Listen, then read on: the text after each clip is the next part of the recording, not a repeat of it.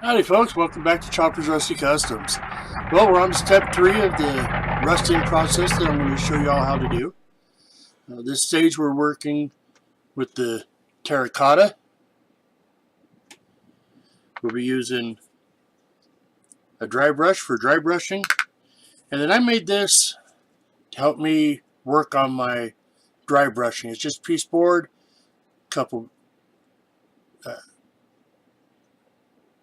napkins wrapped around it with some rubber band to hold it there. Paper towel, that's where I was looking for.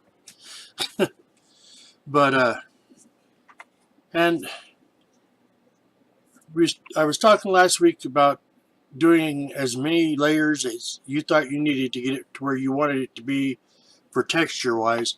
I've actually done 3 layers on this body. So I'm going to adjust the camera and get set back up so that we can start on the next process of this. But also last week when I was talking about weathering, I talked about the weathers, the different climates and so on. And a friend contacted me and told me that I also need to throw out there the fact of if it's sitting underneath an old tree, one that drips pitch or whatever, it's another aspect that you can add for more texture, more dimensions, make it a little bit more realistic. So something else to kind of throw in the back pocket and hold on to and think about. So give me a minute here. I'll get everything moved around and situated, and we'll be headed back on and show you this next level. Okay, folks, we're set back up, getting ready to start on this next process. I do owe you an apology. It's not the 3rd step, it's the 2nd step that we're starting with the terracotta and the dry brushing to work on making it look a little bit more rusty and to kind of thin out the edges a little bit of the dark umber that we put down to get our texture. So,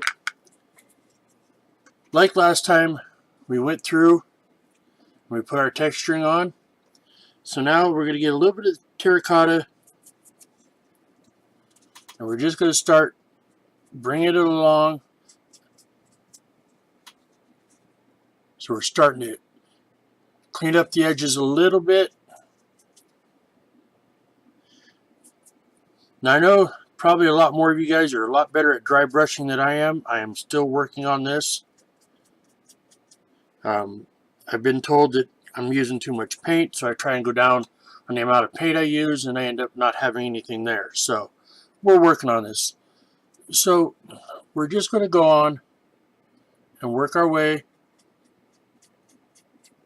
kind of smoothing out the edge. I'll come up onto the dark umber some so I can try and bleed it out a little bit.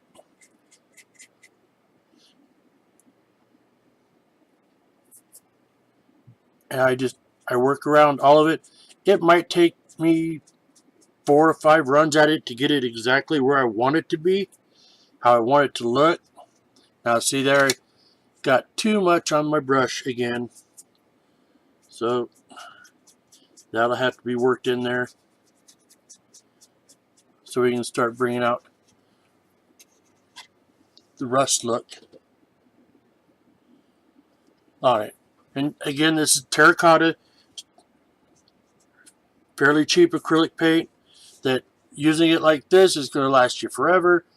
If you want to use it through airbrush, you break it down, you take 2 ounces to 4 ounces, and to me that's a good save. So this part here I done was on the flat rusty or flat paint spot. So now I'm going to move over to where we have the real shiny blue and show you how it looks on that as well.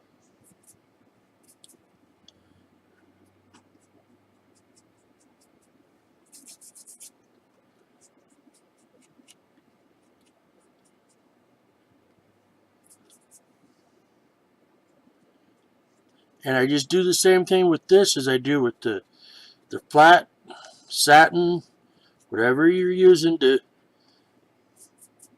for your base color. And I just work it in, try and get into the edges of where we've already used the dark umber so it comes out looking like rust.